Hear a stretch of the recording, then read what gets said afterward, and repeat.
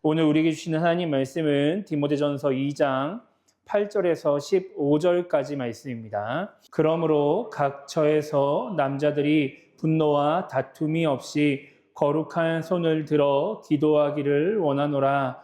또 이와 같이 여자들도 단정하게 옷을 입으며 소박함과 정절로서 자기를 단장하고 따은 머리와 금이나 진주나 값진 옷으로 하지 말고 오직 선행으로 하기를 원하노라.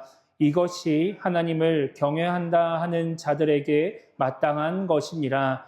여자는 일체에 순종함으로 조용히 배우라. 여자가 가르치는 것과 남자를 주관하는 것을 허락하지 아니하노니 오직 조용할지니라. 이는 아담이 먼저 지음을 받고 하와가 그 후며 아담이 속은 것이 아니고 여자가 속아 죄에 빠졌음이라. 그러나 여자들이 만일 정숙함으로써 믿음과 사랑과 거룩함에 거하면 그의 회선함으로 구원을 얻으리라. 아멘. 우리는 이제 지난주에 디모데전서 2장 1절부터 7절까지 말씀을 통해서 이제 기도에 대해서 생각을 했었습니다. 사도 바울이 이제 디모데에게 기도에 대해서 권면을 하면서 왜 기도해야 되는지를 말할 때 이제 믿음을 지키고 평안한 생활을 하기 위해서 기도해야 된다 이렇게 이야기를 했죠. 그래서 이제 그렇게 믿음을 지키고 평안한 신앙 생활을 하기 위해서 이제 누구를 위해 기도할 것이냐. 그래서 사도 바울은 모든 사람을 위해서 기도해야 된다 이렇게 이야기를 했어요. 그러면서 이제 그 모든 사람에게 누가 포함이 되느냐. 이제 이 땅의 지도자들, 단순히 내가 알고 내 주변에 있는 사람들뿐만 아니라 이 땅을 다스리면서 나한테 영향을 주는 사람들, 그리고 또 때로는 나와 관계가 좀 좋지 않아서 나의 마음을 불편하게 하고 그래서 내 믿음을 지키지 못하게 만들거나 혹은 나의 평안한 생활을 방해하는 사람들을 위해서 이제 기도해야 된다. 이렇게 우리가 지난주에 생각을 했었죠. 그러면서 이제 단순히 그냥 내가 믿음을 잘 지킬 수 있게 해달라고 뭐 저 사람들 때문에 내 믿음을 방해받지 않게 해달라고 이런 식으로만 기도하는 것이 아니라 그 대상자들이 불신자라고 하면 이제 예수님을 믿고 구원을 받게 해달라고 기도해야 된다라고 이제 우리가 지난주에 생각을 해 봤습니다. 그리고 이제 오늘 이제 우리가 읽은 이 말씀은 이제 개인적인 신앙생활에 대한 부분, 그리고 그뿐만 아니라 이제 공동체의 예배, 또 공동체의 신앙생활 속에서 기억해야 될 내용들을 이제 기록하고 있는 말씀이에요.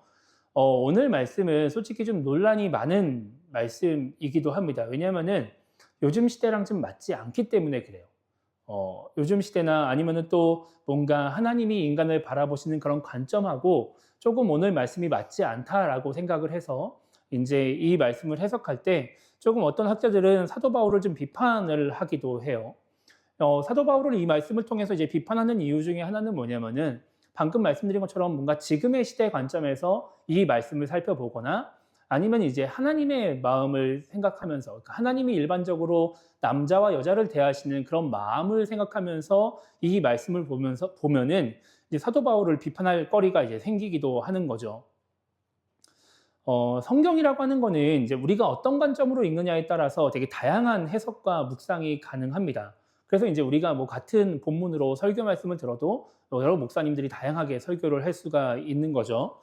오늘 저는 좀 오늘 말씀을 좀 읽으면서 이 시대적인 상황하고 사도 바울의 좀 의도를 생각하면서 이 말씀을 좀 살펴보려고 해요.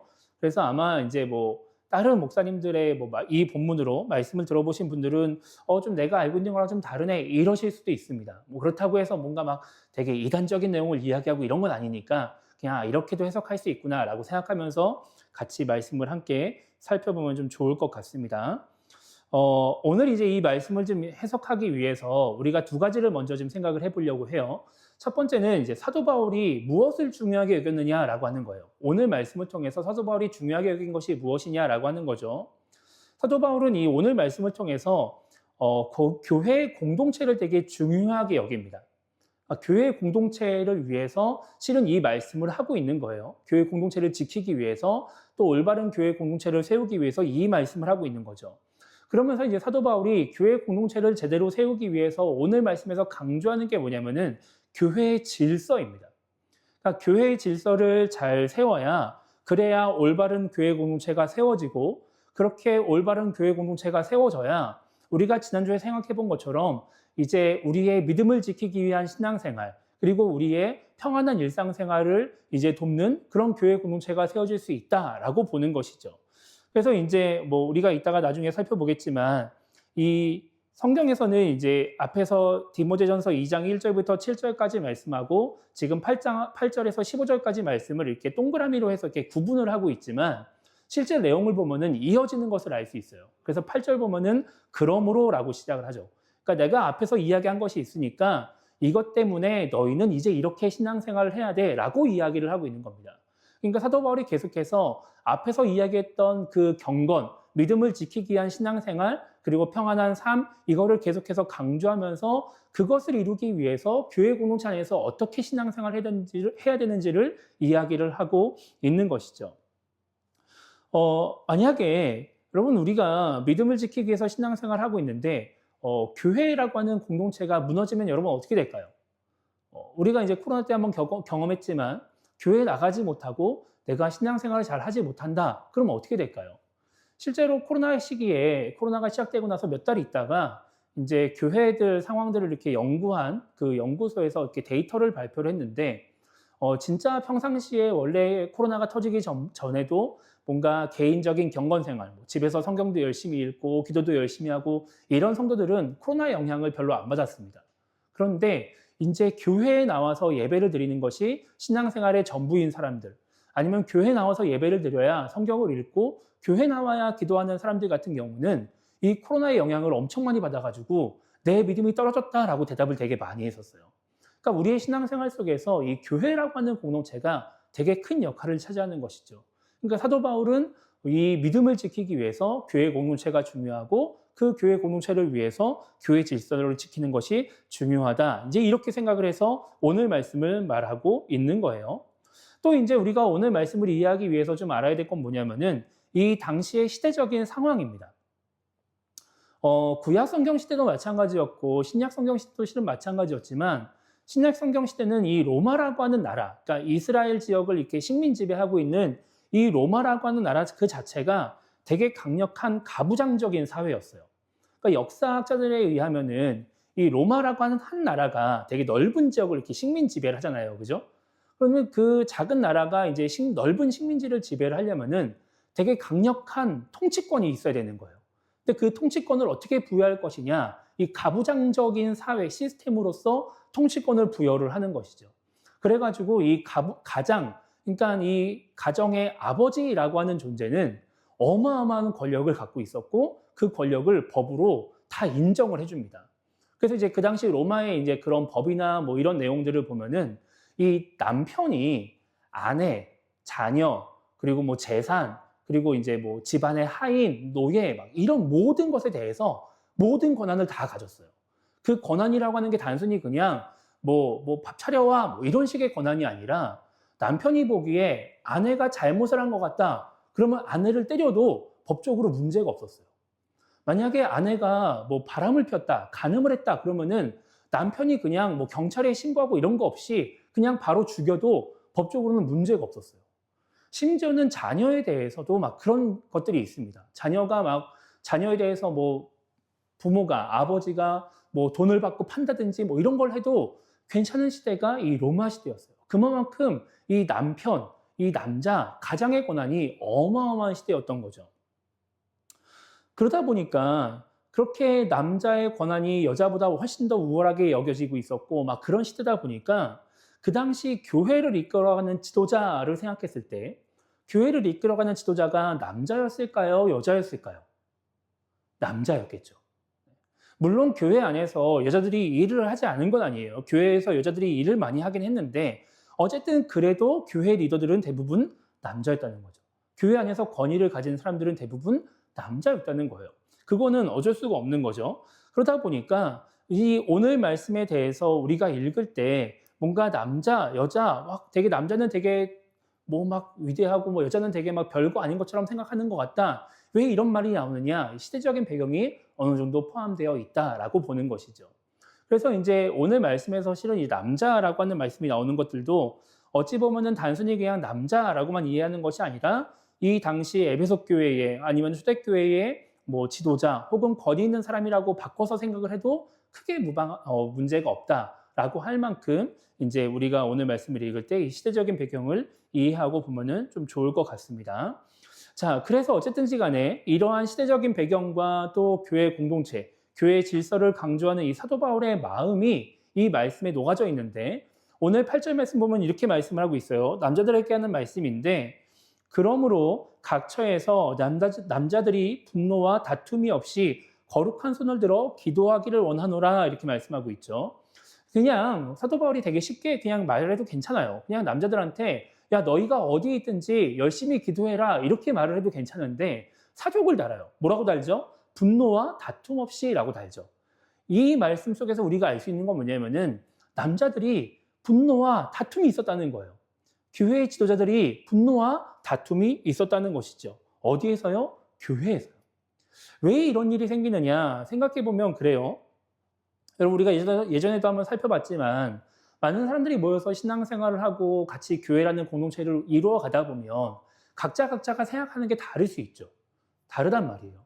교회가 뭐 운영될 때도 마찬가지고 뭐 예배를 드릴 때도 마찬가지고 이 당시는 뭐 지금처럼 이렇게 딱 예배당 안에서 막 누가 예배를 인도하고 막 이렇게 했던 예배가 아니었기 때문에 뭐 예배 순서나 뭐 예배에서 뭐 찬양을 많이 할 거냐 뭐 기도를 많이 할 거냐 뭐 말씀을 많이 할 거냐 막 이런 거에 대해서 각자 생각이 다 다르고 뭔가 기준이 없는 시대였단 말이에요.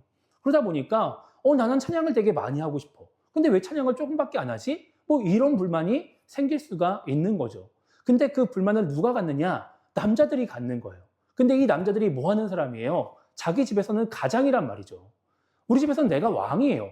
그러니까 내가 집에 있으면 내 마음대로 내가 하고 싶은 대로 이야기를 할 수 있고 말을 꺼낼 수 있고 뭔가 조정을 할 수 있어요. 근데 그거를 교회 와서 똑같이 하는 거예요. 내가 교회 와서 내가 찬양을 많이 하고 싶은데 왜 찬양을 더 안 해? 그럼 여러분 찬양합시다 막 이렇게 막 이야기를 한다든지 그럼 또 이쪽에서 나는 기도하고 싶다고 나 기도하자고 그러면 내가 찬양하고 싶은데 네가 뭔데 기도하자 그래 이렇게까지 하진 않았겠지만 뭐 이런 식으로 뭔가 자꾸 의견들이 막 내뱉다 보면은 교회 안에서 자꾸 남자들이 분노를 하고 다투기 시작하는 거예요. 그러면 교회가 어떻게 될까요? 그러면 예배가 어떻게 될까요? 이상하게 흘러가는 것이죠. 그래서 사도 바울이 이런 이야기를 하는 겁니다. 너희가 뭔가 불만이 있고 마음에 안 드는 게 있을 때 그거를 가지고 막 분노를 막 화를 내지 말고 막 내 마음대로 얘기를 해가지고 다른 사람하고 싸우지 말고 그냥 그 문제를 가지고 조용히 기도해라. 기도하면서 교회의 질서 안에서 하나님의 뜻 가운데서 그것이 잘 이루어지도록 일을 해나가라 라고 말을 하고 있는 겁니다. 그래서 이 당시 교회가 그렇게 질서 있게 교회 공동체를 잘 세워갈 수 있게끔 그렇게 사도 바울이 이야기를 하고 있는 것이죠. 그래야 그 교회 공동체가 유지가 되고 앞서 말씀드린 것처럼 믿음을 잘 지켜나가는 신앙생활을 할 수 있는 거예요. 이거는 지금 우리에게도 동일하게 좀 적용이 되는 것 같아요. 우리가 정말 믿음을 지키고 또 평안한 신앙생활을 하기 위해서 교회가 잘 세워져 나가야 되죠. 근데 교회 공동체가 잘 세워지려면은 교회 질서가 잘 지켜져야 되는 거예요. 이 질서라고 하는 거는 단순히 그냥 뭐 담임 목사의 말을 따른다, 뭐 당회의 말 이런 개념이 아니라 서로서로가 질서 있게 무언가 이야기를 하고 같이 교제하고 그러면서 교회가 움직여 나가기를 바란다라고 하는 것이죠. 물론 그 안에서 이제 여러 가지 질서들, 뭐 여러 가지 권위적인 부분이나 이런 것들이 이제 이루어지는 것이지만 어쨌든 그렇게 질서 있게 교회를 움직여 나가고 또 우리가 하나 되기 위해서 애를 쓰는 모습이 필요하다라고 하는 거예요.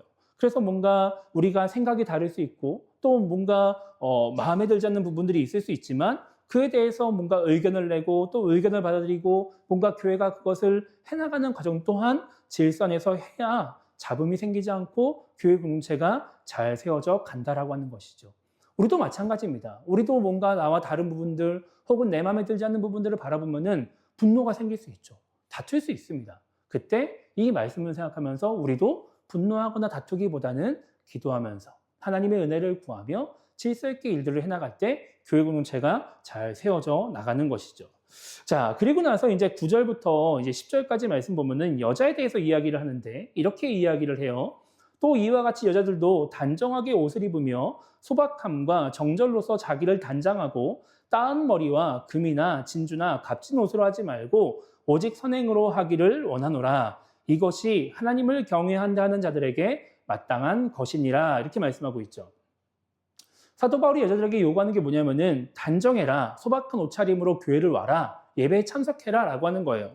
그리고 너무 치장하지 말고 비싼 옷이나 장신구로 자기를 드러내려고 하지 말아라 라고 말을 하는 것이죠. 사도 바울이 이 9절과 10절 말씀을 하면서 야, 옷 그냥 대충 입고 와도 괜찮아. 뭐 너무 막 꾸미고 오지 마. 막 너무 막 잘 보이려고 하지 않아도 괜찮아. 이런 이야기를 하고 있는 게 아니에요. 하나님 앞에서 우리가 뭔가 올바른 모습으로 더 단정한 모습으로 아름다운 모습으로 나오려고 하는 것은 괜찮은 건데 하나님 앞에 나오면서 나를 드러내기 위해서 내가 잘 보이게 하려고 하지 말라는 것이죠. 여러분 신학교를 가면은 일주일에 2번씩 전교생이 모여서 예배를 드려요. 예배를. 지금은 어떤지 모르겠지만 제가 다닐 때만 해도 이제 모든 학생들이 다 예배를 드려야 됐어요. 그러니까 이제 뭐 예수님을 믿는 학생들도 이제 예배를 드리는 거고 예수님을 믿지 않는 학생들도 예배를 드리는 거예요. 그 예배를 언제 드리냐면은 화요일하고 금요일 날 예배를 드려요. 근데 화요일하고 금요일이 되면은 학교 분위기가 달라져요. 왜 달라지냐면은 여자들이 엄청 꾸미고 오거든요. 평소에 막 화장도 안 하고 학교 오던 애들이 막 화요일하고 금요일만 되면은 화장을 막 엄청 하고 막 엄청 막 좋은 옷을 입고 오고 막 난리가 나요. 그렇게 막 예배를 막 드리기 위해서 막 함께 모이는데 막 그렇게 막 꾸미고 와서 예배를 딱 드릴 때 그럼 그렇게 하나님 내가 정말 하나님께 이쁜 모습을 보이려고 내가 이렇게 꾸미고 왔어요. 하나님 내 예배를 받아주세요. 이러면서 예배를 드리느냐? 아니에요.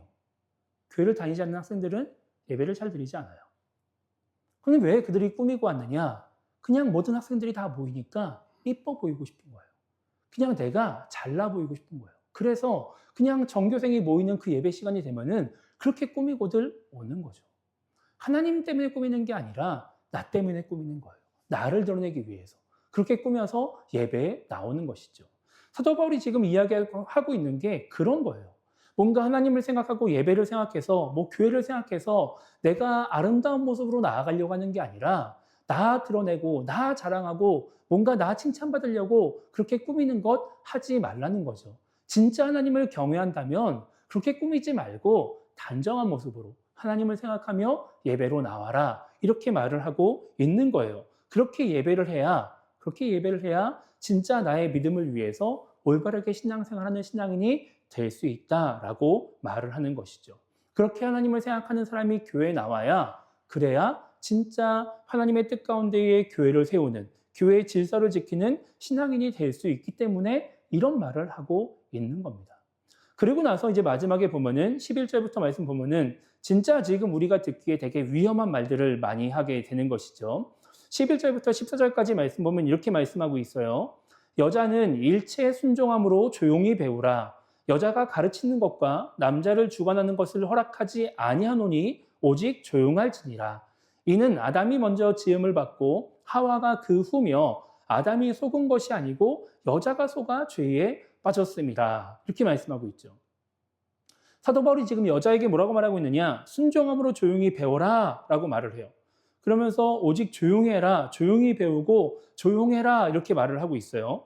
그리고 이제 남자를 가르치는 것을 허락하지 않고 남자를 주관하는 것을 허락하지 않는다라고 말을 합니다. 만약에 제가 지금 이 자리에서 우리 여자 성도님들 조용히 계십시오. 교회에서 뭐 의견 내지 마세요. 막 이렇게 이야기하면 여러분들 어떠실 것 같으세요? 기분이 안 좋겠죠. 아마 다음 주면 다 안 나오실 수도 있어요. 막 다른 교회 가겠다 막 이렇게 말할 수도 있죠. 근데 사도 바울이 지금 이 말도 안 되는 이야기를 하고 있는 거예요. 여기서 사도 바울이 뭐 조용히 배워라, 조용히 해라 이렇게 말하는 거는 여자가 교회에서 아무것도 하지 말아라 라고 하는 말이 아니에요. 사도 바울이 여자를 무시해서 이렇게 말하는 게 아닙니다. 실제로 로마서 16장 가면은 사도 바울이 자기와 함께 동역했던 사람들, 고마운 사람들에 대해서 쭉 기록을 하고 있는데 거기 보면 여자가 되게 많이 나와요. 사도 바울은 여자의 사역을 인정하고 여자를 존중하고 여자에게도 감사할 줄 아는 사람이었죠. 원래 기독교라고 하는 종교는 예수님 때부터 여자를 존중하기로 유명한 종교였어요. 그래서 누가복음에 보면은 예수님의 사역을 도와주는 여자들에 대한 이야기도 나오기도 하고, 그리고 이제 뭐 여자들에 대해서 특히 이제 뭐 유대교에서 부정하다라고 말하는 여자들에 대해서도 예수님이 병을 고치고 막 이런 장면들도 나온단 말이죠. 그리고 이제 초대교회 가면은 이제 그 당시 사람들이 주목하지 않는 뭐 고아나 과부 이런 사람들에게 막 도움을 주면서 하는 장면들도 나온단 말이에요. 그러니까 원래 성경적으로 하나님 보실 때는 그리고 사도 바울도 마찬가지였지만 여자에 대해서 무시하고 이런 문제가 나오지 않는단 말이죠. 그런데 왜 오늘 말씀에서 사도 바울이 여자가 조용해야 된다라고 이야기를 하느냐? 그거는 이 시대적인 배경 때문에 그렇습니다. 시대적인 배경 때문에. 앞서 말씀드린 것처럼 이 시대는 가부장적인 사회였단 말이에요. 여자가 남자보다 더 아래에 있다라고 여겨지던 시대였단 말이죠. 그런 상황 속에서 뭔가 여자가 남자를 가르친다 이러면은 뭐 교회 내부적으로는 이해가 될 수 있는데 교회 외부적으로는 어떨까요? 문제가 생길 수도 있죠. 만약에 우리 교회가 초대교회였고 여기서 만약에 여자가 앞에 나와서 막 남자를 가르친다라는 소문이 막 동네에 퍼졌어요. 근데 막 우리 다른 남자분들이 막 가가지고 옆집 사는 남자한테 우리 교회 한번 가보자. 그러면 그 남자가 이렇게 이야기하는 거죠. 아, 거기 가면은 여자가 감히 남자 위에서 가르친다는데 그게 말이 되냐고. 뭐 이런 이야기를 하게 되는 거예요. 여러분 혹시 우리 교단에 여자 목사, 여자 장로가 언제부터 있었는지 혹시 아시나요? 우리 교단에서 여자 목사, 여자 장로는 2004년부터 허용이 됐습니다. 근데 감리교는 1960년대부터 여자 목사가 허용이 됐었거든요. 근데 우리 교단은 2004년부터 허용이 됐어요. 아직도 여자 목사, 여자 장로가 허용이 되지 않는 교단들이 있어요. 그동안 우리가 성경을 읽으면서 2000년 동안 쭉 살아왔는데 왜 우리 교단이 갑자기 2004년에 여자 목사를 허용하고 여자 장로를 허용했을까요? 성경이 바뀌었기 때문일까요? 성경 해석이 바뀌었기 때문일까요? 아니에요. 시대적인 흐름이 달라졌기 때문에 그래요. 시대적인 흐름상 성경에서 막 엄청 중요하게 여기는 뭐 구원에 대한 문제 이런 게 아니라면 교회의 질서라고 하는 거는 시대의 흐름을 따라가게 돼 있는 거예요. 그거는 어쩔 수가 없어요. 여러분 우리 김제에 혹시 금산교회라고 아시나요? 금산교회 아세요? 들어보신 분? 아, 그래요. 여기 김제 모악산 쪽에 가면은 금산교회라고 있습니다. 금산교회가 전국적으로 유명한 교회예요. 왜 유명하냐면은 그 교회 지금 가면은 1900년대 초반에 지어진 교회 건물이 그대로 남아 있어요.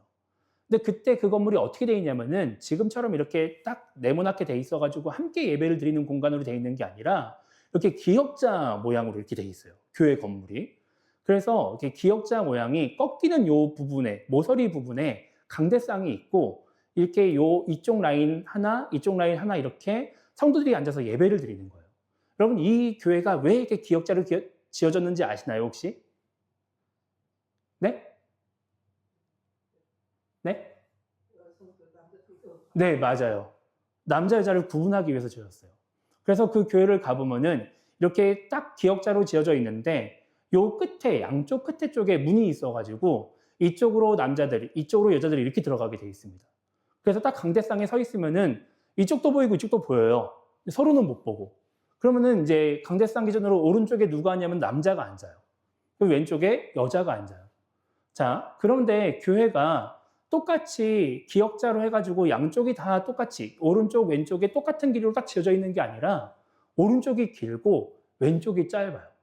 그러니까 남자 있는 곳은 길고 여자 있는 곳은 짧은 거예요. 그 당시 교회를 지을 때 남자 성도가 많고 여자 성도가 조금이었기 때문에 그렇게 지었을까요? 아니에요.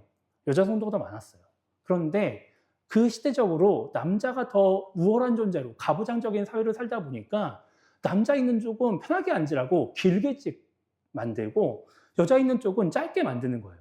그리고 교회를 가보면은 여자 있는 쪽은요 강대상을 바라보지도 못해요. 중간에 천이 쳐져 있어요. 왜 그랬을까요? 조선시대였으니까. 남녀 칠세 부동석의 시대였고 여자의 권위가 낮아진 시대였기 때문에 교회도 그렇게 짓는 거예요. 근데 지금 우리 관점으로 봐가지고 그 교회를 보면서 아니 어떻게 교회가 남녀 평등을 이루지 않고 이렇게 남녀를 차별할 수 있냐 막 이렇게 이야기하면 될까요? 안 될까요? 안 되는 거예요. 그 시대에 만약에 교회가 새로운 문물을 가지고 막 접근한다고 교회를 이렇게 네모나게 지어가지고 남자 여자 같이 막 앉아서 예배드립시다 하면은 그 동네에서 그 교회를 나올 수 있는 사람이 있을까요? 없을까요? 없는 거예요.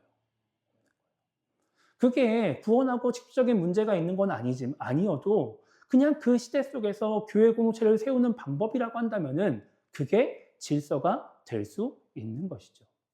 오늘 말씀에서 사도 바울이 이야기하는 것도 마찬가지인 겁니다. 그 당시 시대의 흐름 속에서 이렇게 하지 않으면 복음이 전해져도 사람들이 교회로 나올 수가 없는 거예요. 교회 공동체가 세워지지 않는 거예요. 여러분, 이 당시에 교회가 여러 공격을 받았던 이유 중에 하나가 뭐였냐면 때로는 교회의 모습이 사람들이 바라보기에는 이해가 되지 않는 거예요. 그 당시의 문화 속에서 뭐 과부를 돌보고 고아를 돌보는 것까지는 다들 이렇게 인정해 줄 수 있고 좋다라고 볼 수 있는데 뭔가 이렇게 죽은 사람이 살아났다라고 말을 한다든지 뭐 이런 여러 가지 문제들 속에서 여기 좀 약간 사이비 아니야? 그 당시 사람들의 관점에서는 그런 부분들도 실제로 있었단 말이죠. 그러니까 그렇게 이야기가 자꾸 퍼져나가게 되면은 교회 공동체를 아무리 세우고 싶어도 교회 공동체를 세울 수가 없는 거예요. 아무리 신앙생활을 해도 내 믿음을 지키기가 어려워져 가는 것이죠. 그래서 교회 질서라고 하는 거는 구원과 직접적인 문제가 되는 것이 아니라면 그 시대 속에서 그 당시 사람들을 구원하기 위해 또 그 시대에 맞는 알맞은 교회 공동체를 세우기 위해서 그 질서가 움직여 가는 겁니다. 지금 이 시대를 살아가는 우리도 마찬가지죠. 우리 시대에 맞는 질서를 우리도 갖고 있는 거예요. 그 질서에 우리는 순응을 하고 그 질서를 잘 지켜나가야 우리가 교회를 건강하게 세워나갈 수 있는 것이죠. 뭔가 우리의 질서를 가지고 이 시대를 바라보면 사도 바울이 좀 이상한 것 같아 라고 말할 수 있는 것이고 이 시대의 질서를 가지고 지금 우리 교회를 바라보면 어떻게 남자가 여자가 한 공간에서 예배를 드려 뭐 이런 이야기가 나올 수도 있는 것이죠. 우리가 성경을 이해할 때 어떤 것이 시대적인 문제인 것이고 어떤 것이 진짜 우리가 변치 말아야 할 하나님의 말씀인지를 잘 분별해야 우리는 올바른 질서를 세우고 올바른 신앙 공동체를 세워나갈 수 있는 거예요. 그래서 이 말씀을 읽을 때 혹은 성경 말씀을 읽을 때 그런 부분들을 잘 생각하며 읽는 것이 중요한 것이죠. 오늘 우리는 이제 좀 오해가 생길 수 있는 말씀들을 생각해 봤습니다. 여러분, 오늘 제가 전했던 말씀 중에서 뭐 시대적인 상황들 잘 기억 못하셔도 괜찮아요. 사도 바울의 의도를 잘 기억하시면 되는 거죠. 우리의 믿음을 지키기 위해서 우리가 어떻게 신앙생활을 해야 되는지, 우리의 믿음을 지키기 위해서 우리가 무엇을 중요하게 여기고 어떻게 해나가야 되는지를 우리가 기억을 하면 우리는 믿음을 지키는 신앙생활을 해나갈 수가 있는 것이죠. 오늘 사도 바울의 권면처럼 분노와 다툼보다 정말 기도를 통해서 교회의 질서를 지키고 교회 공동체를 세워나갈 때 우리는 올바른 신앙생활을 해나갈 수가 있는 겁니다. 이 신앙생활을 통해서 우리의 믿음을 지킬 수 있는 것이죠. 또한 우리가 나를 드러내기 위해서 교회에 오고 나를 드러내기 위해서 예배를 드리는 것이 아니라 진짜 하나님을 경외하면서 하나님을 위해 교회에 오고 예배하는 신앙인이 될 때 우리는 또 올바른 교회 공동체를 세우며 우리의 믿음을 지키기 위한 신앙생활을 할 수 있다는 것 우리가 기억해야 될 것이고요. 그렇게 우리에게 주어진 이 교회 질서를 잘 지키고 교회 공동체를 잘 세워갈 때 이 교회를 통해서 우리가 믿음을 지키며 올바른 신앙생활을 해나갈 수 있다라는 것을 우리가 기억해야 되는 것이죠. 그럴 때 우리가 이 교회에서 신앙생활함으로 말미암아 행복한 신앙생활을 할 수 있고 믿음을 잘 지켜나가는 신앙생활을 할 수 있는 것입니다. 이것들을 잘 기억하면서 정말 올바른 공동체 안에서 올바른 신앙생활을 통해 믿음을 잘 지켜나가는 우리 모두가 되기를 주님의 이름으로 축복합니다.